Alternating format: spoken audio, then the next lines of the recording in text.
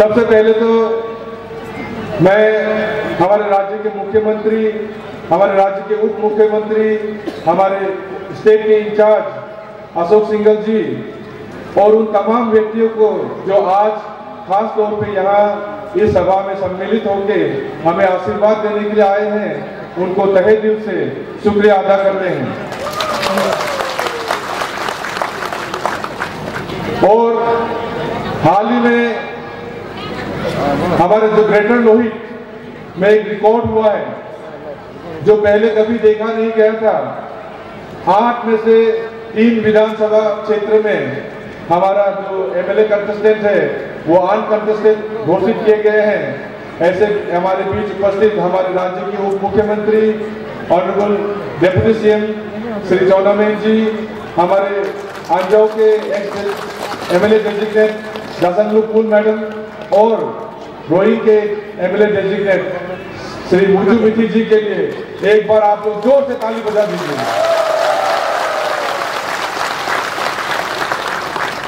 हम सभी को मालूम है कि इस बार भारतीय जनता पार्टी का लहर चल रहा है, इस बार नरेंद्र मोदी जी का लहर चल रहा है, इस बार फिर हमारे राज्य में पेमा खांडू और चौनामेन जी का लहर चल रहा है। और इसी लहर के चलते हमारे भारतीय जनता पार्टी ने अपने आप में एक कीर्तिमान स्थापित किया है, एक रिकॉर्ड स्थापित किया है। और 60 में से 10 एमएलए इलेक्शन अनाउंस होने से, इलेक्शन के रिजल्ट घोषित होने से पहले ही यहां से अनकंटेस्ट डिक्लेयर कर दिए गए हैं। तो मैं उन सभी 10 अनकंटेस्टेड एमएलए को हमारे तेजू सुंदरा के वासियों की ओर से हार्दिक शुभकामनाएं देता हूं, उनको अभिनंदन करता हूं। मेरे प्यारे तेजू सुंदरा के वासियों, हम सब जानते हैं कि पिछले 5 साल हमने बहुत दुख तकलीफ में गुजारे हैं। हम सब मानते हैं कहीं ना कहीं और कभी ना कभी हम सब ने कहा है कि पिछला 5 साल में तेजू में कोई विकास नहीं हुआ। हॉस्पिटल का जो सिस्टम है कहीं ना कहीं खराब हो गया है, लोगों को छोटी छोटी इलाजों के लिए बाहर रिफर किया जा रहा है, हमारा सड़कें बेहाल है, हमारे बहुत सारे कॉलोनीज में, बहुत सारे गांव में पीने का पानी का समस्या आ गया है। लेकिन डेवलपमेंट नहीं होने के कारण, फंड नहीं ला पाने के कारण हमारे जो उस समय के विधायक थे, जो निर्दलीय विधायक, वो कुछ नहीं कर पाए।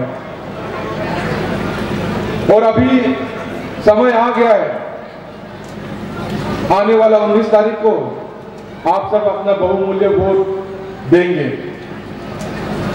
और यही समय है जब आप निर्णय ले सकते हैं कि आने वाला 5 साल हमारे तेजू में बाकी के अरुणाचल के विधानसभा क्षेत्र के जैसा विकास की राह पे आगे बढ़ना है या हमें फिर रो के 5 साल गुजरना है, हमें ये कहते हुए गुजारना है कि हमारे यहाँ तो विकास नहीं होगा।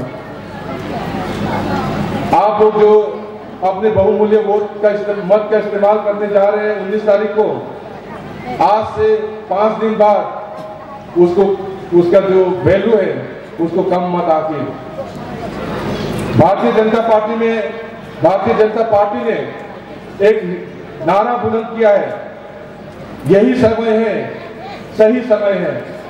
और मैं तेजू वासियों को खास तौर पे कहना चाहता हूं कि हमारे लिए भी यही समय है, सही निर्णय लेने का। इस बार का जो विधानसभा और लोकसभा का इलेक्शन है, कहीं ना कहीं हमारे तेजू सुनपुरा वासियों को ऐसा लगा था या ऐसा लग रहा था कि इलेक्शन कमीशन ने बहुत कम समय दिया। लेकिन मैं आपको बताना चाहता हूं कि इलेक्शन कमीशन ऑफ इंडिया का एक शेड्यूल होता है, हर साल उसी शेड्यूल को फॉलो किया जाता है, चाहे वो 2014 का बात हो या 2019 का इलेक्शन हो या आने वाला 2024 का इलेक्शन। हर इलेक्शन में जो डील दिया जाता है, इलेक्शन अनाउंस होने के बाद नॉमिनेशन फाइलिंग करने का, नॉमिनेशन स्क्रूटिनी का, विड्रॉल का, वो लगभग सेम ही रहता है। लेकिन तेजू वासियों को इस बार समय कम इसलिए लगा क्योंकि इलेक्शन 16 मार्च को अनाउंस हो चुका था, लेकिन तेजू सुनपुरा वासियों को उसके ऊपर बिल्कुल ध्यान नहीं गया। लोग इस बात का इंतजार कर रहे थे कि भारतीय जनता पार्टी का तेजू विधानसभा क्षेत्र का टिकट किसको मिलेगा, और इसी इंतजार में कब 16 से 22 तारीख आ गया, लोगों को पता ही नहीं चला। और टिकट की जब हम बात करते हैं तो आप सबको मालूम है कि पहली बार तेजू में टिकट का बदलाव कराया जाना पड़ा। 13 तारीख को किसी के नाम से टिकट अनाउंस हुआ था, फिर 22 तारीख को टिकट में बदलाव लाया गया और मेरे नाम का घोषणा किया गया। उस टिकट की कहानी में हमारा आने वाला 5 साल का विकास कर जो रहा है वो छुपा हुआ है। टिकट का कहानी आप लोगों को भली भांति मालूम है कि कैसे किसी के झूठ कहने पे टिकट जो है किसी और को दिया गया था, और जब उसका झूठ पकड़ा गया तो फिर टिकट कमेटी ने रिव्यू करके मेरे नाम को टिकट के लिए रिकमेंड किया। उस कहानी पे मैं अभी जाना नहीं चाहूंगा क्योंकि हमारे बीच हमारे उप मुख्यमंत्री जी हैं, हमारे बीच हमारे मुख्यमंत्री जी हैं। मुझे लगता है कि वो आपको डिटेल में इस कहानी को सुना सकते हैं। लेकिन मैं आपको ये बताना चाहूंगा कि इस कहानी में जो सच आपको जानने को मिलेगा, इसके बाद आपको ये जरूर यकीन हो जाएगा कि मैंने किसी का टिकट नहीं छीना है। मेरे बारे में ये झूठ फैलाया जा रहा है कि मैंने जबरदस्ती किसी का टिकट मिला हुआ को छीन लिया है। मेरे बारे में ये झूठ फैलाया जा रहा है कि मैंने करोड़ों रुपया दिल्ली में जाके दिया, जिसके कारण से बीजेपी का टिकट दोबारा मुझे मिला। और हाल ही में मुझे ये भी सुनने को मिला कि मैं बहुत सारे लोगों की मैं सीएम साहब के पांव में रोया, गिड़गिड़ाया, पांव पकड़ के, इसी कारण से टिकट मुझे मिला। इस अफवाहों पे आप ध्यान न दें। टिकट का जो कहानी आपको कुछ देर में सुनने को मिलेगा, आप उसको गौर से जरूर सुनिएगा, और मुझे पूरा यकीन है कि आपके सामने दूध का दूध, पानी का पानी हो जाएगा।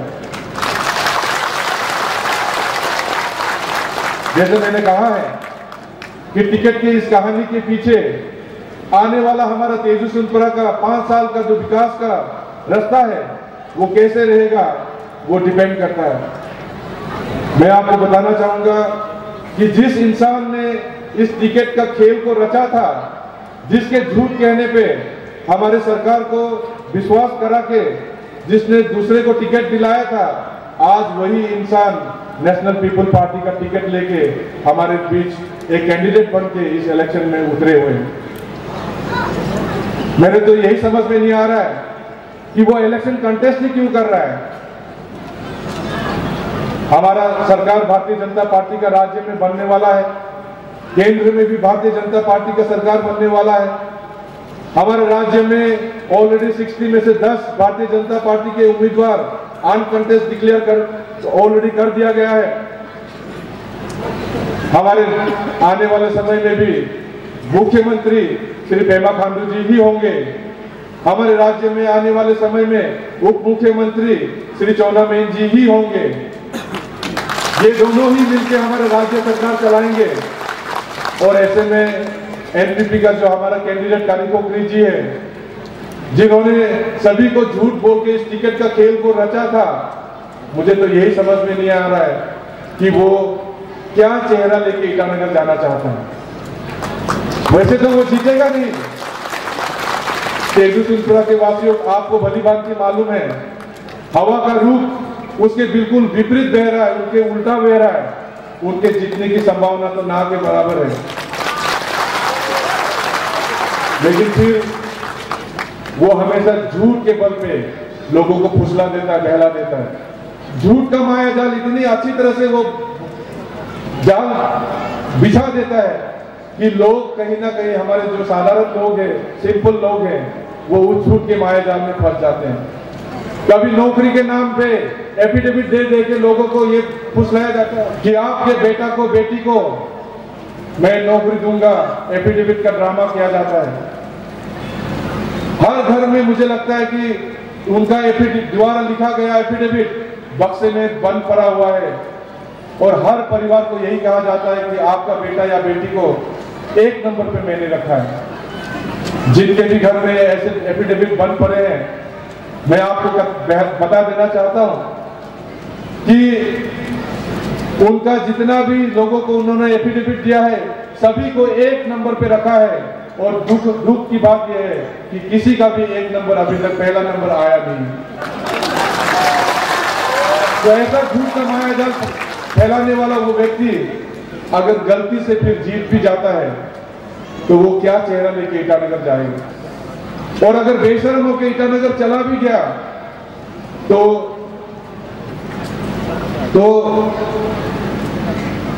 क्या आपको लगता है कि हमारे सीएम साहब और डीसीएम साहब और सरकार उनको कोई वैल्यू देगा? मुझे लगता है कि आने वाले कुछ देर बाद में आप लोगों को भली भांति हमारे मुख्यमंत्री और उप मुख्यमंत्री जी के द्वारा ये बताया जाएगा कि किस तरह अगर आप ऑपोजिशन एमएलए को अगर जिता के भेजेंगे तो क्या फंड मिलेगा, और अगर कैंडिडेट रूलिंग पार्टी का होगा तो किस तरह का फंड आपको मिलेगा। मैं उस डिटेल में जाना नहीं चाहूंगा, समय का भी अभाव है। तो मैं तेजू सुलपुरा वासियों को यही निवेदन करूंगा कि 2019 में जो गलती हमने किया है, जो रूलिंग पार्टी का दामन हमने कहीं ना कहीं गलती से छोड़ दिया था, और उस गलती के कारण जो 5 साल हमें विकास का राह पे पीछे चलना पड़ा, आने वाले समय में वो गलती हम नहीं दोहराएंगे।